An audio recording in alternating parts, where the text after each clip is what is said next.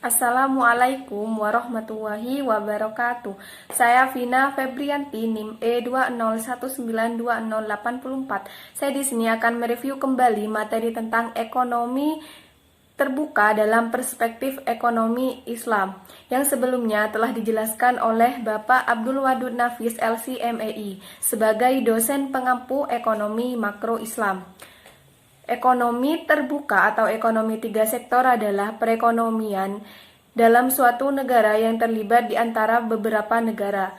Dalam dunia, hampir seluruh negara yang ada di dunia menggunakan perekonomian terbuka dengan cara perdagangan internasional melalui kegiatan ekspor dan kegiatan impor.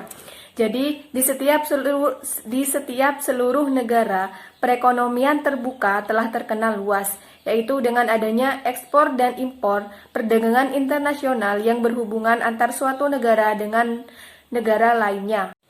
Kemudian selanjutnya adalah konsekuensi dari perekonomian terbuka.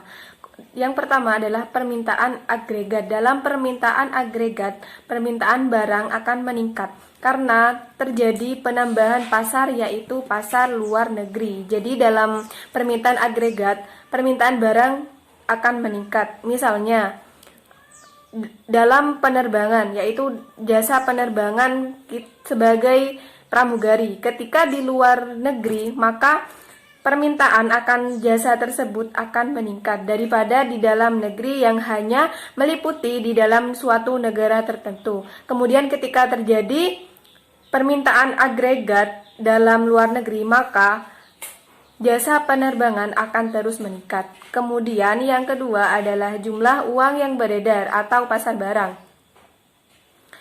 Misalnya, ketika dalam negeri jumlah uang yang beredar dalam 1 tahun 100 miliar, kemudian ketika terjadi jumlah barang beredar di luar negeri, maka permintaan uang akan meningkat sebanyak 200 miliar misalnya. Karena permintaan uang beredar meningkat karena terjadi adanya ekonomi 4 sektor, yaitu yang berhubungan dengan negara luar. Kemudian yang ketiga adalah harga barang atau jasa. Harga barang atau jasa bisa menjadi murah, bisa menjadi mahal, tergantung dari kualitas barang yang berada di dalam suatu negara. Kemudian selanjutnya adalah tentang sirkulasi aliran pendapatan. Sirkulasi aliran pendapatan terdiri dari perusahaan, pemerintah, dan rumah tangga. Perusahaan mengeluarkan pengeluaran pajak kepada pemerintah. Jadi pengeluaran perusahaan di sini adalah berupa pengeluaran pajak terhadap pemerintah. Kemudian pendapatan yang diperoleh oleh pemerintah di sini adalah pajak yang dikeluarkan oleh suatu perusahaan. Jadi di sini sirkulasi aliran pendapatan saling berhubungan antara satu dengan yang lainnya. Kemudian pemerintah melakukan pengeluaran dengan mengeluarkan pajak. Kemudian pemerintah mendapatkan pendapatan melalui rumah tangga. Dengan rumah tangga mengonsumsi atau membeli suatu produk dalam suatu perusahaan dalam memenuhi kebutuhan sehari-harinya. Kemudian rumah tangga melakukan pengeluaran dengan membeli barang-barang dengan mengeluarkan pajak. Kemudian yang selanjutnya adalah tentang komponen pengeluaran agregat. Komponen pengeluaran agregat yang pertama adalah konsumsi rumah tangga atas barang yang dihasilkan atau CDN. Yang kedua, investasi perusahaan. Investasi perusahaan di sini adalah bisa untuk biaya produksi, membangun bangunan, bisa untuk modal dan lain-lain. Kemudian yang ketiga adalah pengeluaran pemerintah atas barang dan jasa yang diperoleh dalam negeri atau G, sehingga dapat dituliskan komponen pengeluaran agregat yaitu AE sama dengan CDN ditambah I ditambah G dalam kurung X min M. Dalam keterangan, AE adalah permintaan agregat, M adalah impor, X adalah ekspor, I adalah investasi, dan G adalah pengeluaran pemerintah atas barang dan jasa. Kemudian selanjutnya adalah faktor penentu dari ekspor. Ada beberapa faktor dalam menentukan suatu negara dalam melakukan ekspor. Yang pertama adalah apabila barang tersebut diperlukan negara lain dan mereka tidak dapat memproduksi barang tersebut, atau bisa jadi mereka kekurangan bahan untuk memproduksi barang tersebut sehingga mereka akan melakukan ekspor kepada negara yang melakukan produksi terhadap barang tersebut. Kemudian yang kedua adalah mutu barang. Mutu barang menjadi alasan dalam negara untuk melakukan kegiatan ekspor. Mutu barang yang diproduksi oleh suatu negara dengan negara lainnya tentunya tidak sama. Hal ini yang membuat negara melakukan ekspor adalah untuk mencari barang yang bermutu atau berkualitas yang terbaik. Kemudian yang ketiga adalah cita rasa masyarakat luar negeri terhadap barang yang diekspor.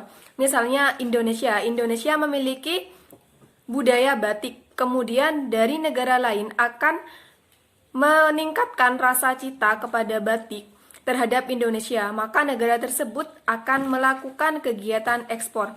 Karena dalam batik Indonesia terkenal dalam budayanya dalam membatik yang tidak dimiliki oleh negara lain. Kemudian yang terakhir adalah kemajuan teknologi dalam ekonomi negara. Tentunya kemajuan teknologi dan dalam suatu negara tidak sama, maka hal ini akan menjadi faktor dalam menentukan ekspor.